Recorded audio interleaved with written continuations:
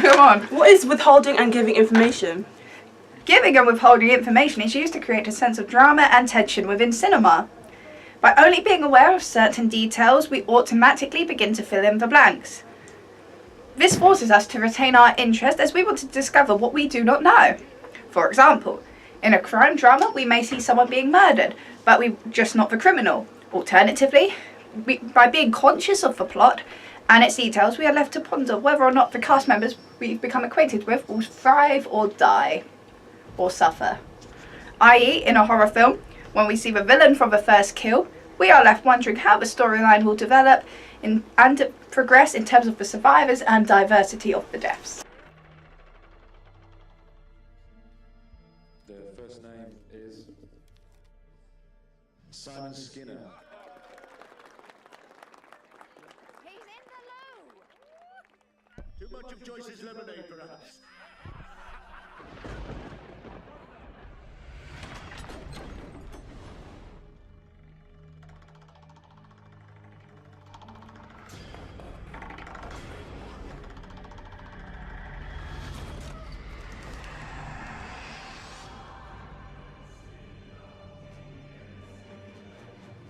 And the next name is Tim Messenger.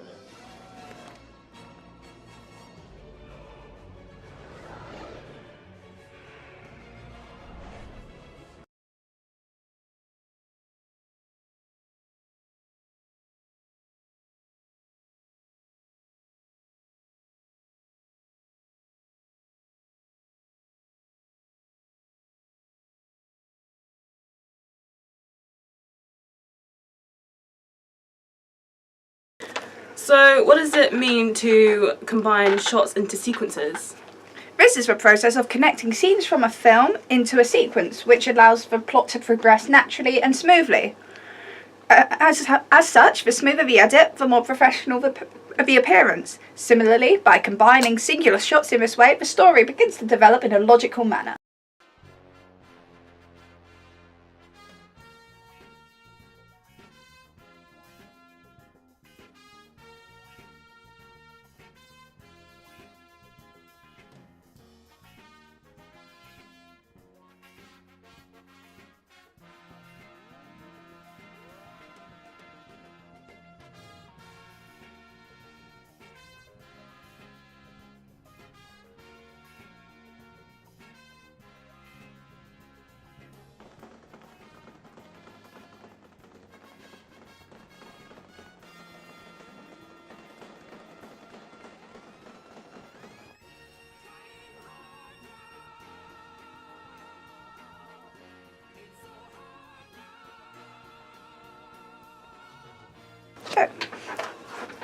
So what exactly is a montage then? Montages can convey a passing of time. They are sections of footage which show a fast progression in terms of an event. The Soviet montage was the first of its kind to be recorded. It was an exaggerated reenactment of the October Uprising. As such, it was a form of propaganda used to brainwash the masses into thinking the government and was politically and morally correct. Now it is mostly used to show characters reach a certain point of their lives, often in the lead up to the climax. So like in Rocky, where we see him train, that is possibly one of the most famous montages of all time. To show the passing of time, clothes, hairstyles, and the general aesthetic of the character must change, unless it is appropriate for it not to, so in a zombie apocalypse movie we wouldn't expect them to change their clothes very often. Fades, wipes, dissolves and cuts can be used to show one movement going into another.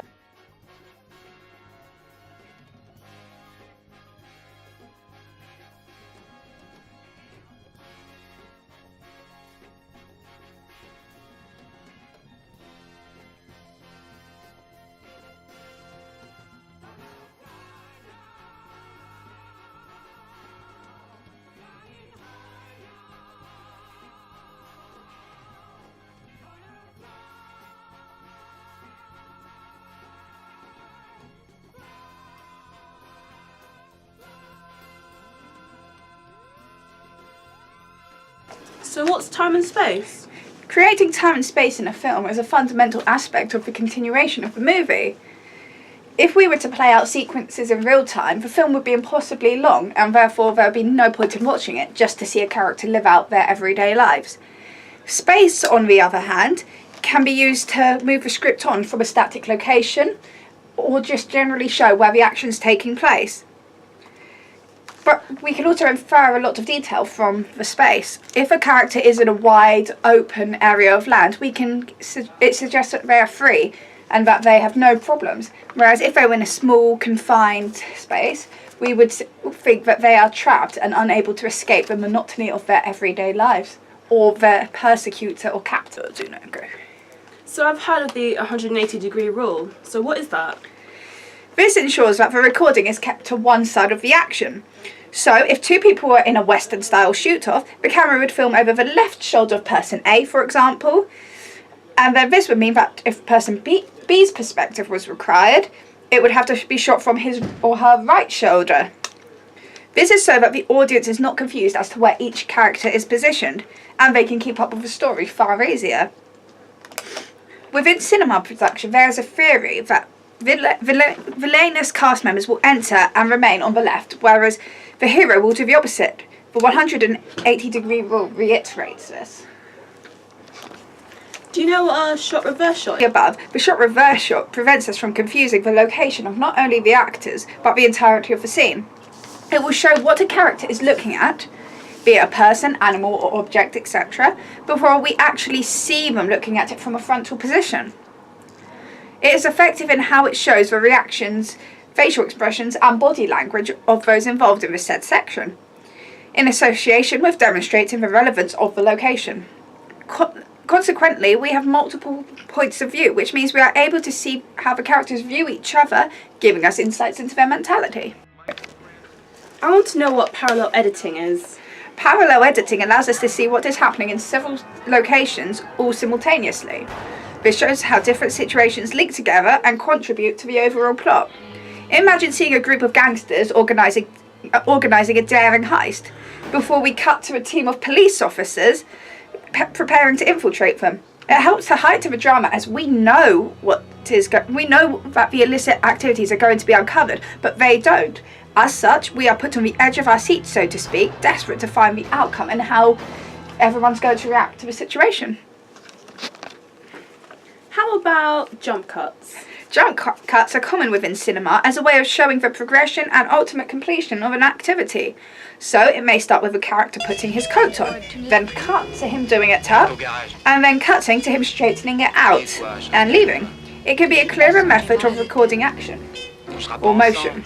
When the person has moved in a scene or a lighting change needs to be disguised, the first stretch of footage can be shown before related film replaces the jump. Once this is finished, the original clip can resume. Match cuts, on the other hand, are slightly harder to successfully utilise. It is when the scene cuts/dissolves into the next. The first object then becomes the second. This is done well within 2001: A Space Odyssey. So is continuity and seamless editing a thing? Yes, these are perhaps the two most important aspects of film editing. If appropriate items don't remain the same throughout, it's going to confuse those watching. So, in other words, that would be poor continuity. Likewise, if the joining clips are jumpy and rough, it detracts from the acting and plotline, hence reminding us that we are, in fact, watching a film. Not good when we put a movie on in order to escape from reality. How about audio? Audio is essential in creating the desired mood and pace. When we hear dramatic, mostly non-diegetic sound, we believe that something terrible is going to happen, perhaps a murder or the discovery of a mysterious weapon. Think Jaws when you have the music as the shark comes swimming through the water. It builds attention as the pitch can get higher and the general speed faster, just prior to a pivotal event. Generally, the music will reflect the mood, however this is not always the case. Then it's called contrapuntal sound. Whoa. And quite often used in music videos and adverts, we can cut our film to the sound. So it's a technique used to make the movement correspond with the sound. It was famously used in Psycho. Janet Leigh's character is stabbed on each loud standalone beat of the track. Likewise, it is relatively easy to identify as prominent movements will be on a certain beat constantly. It helps in altering the pace, as fast music will mean fast actions and most likely will be found in a high octane scene. Shut off that engine.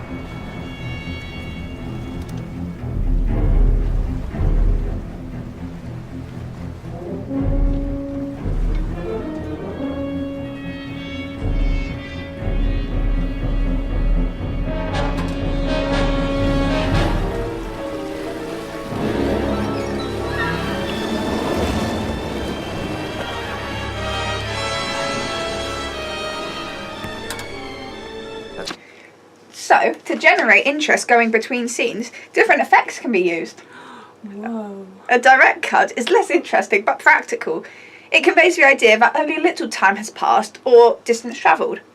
A fade does the opposite and suggests that a long period has gone by and a great length has been journeyed. A wipe implies that a new scene has started in a new location and can be with different characters. Throughout, varying camera angles will be used to retain interest and alter meaning. For example, a close-up suggests intimacy, whereas a long shot can suggest alienation and a theoretical distance from others. Whoa. I'm gonna like get rid of it. And you'll be like,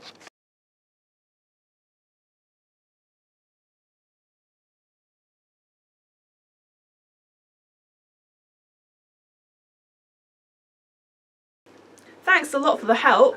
not a problem!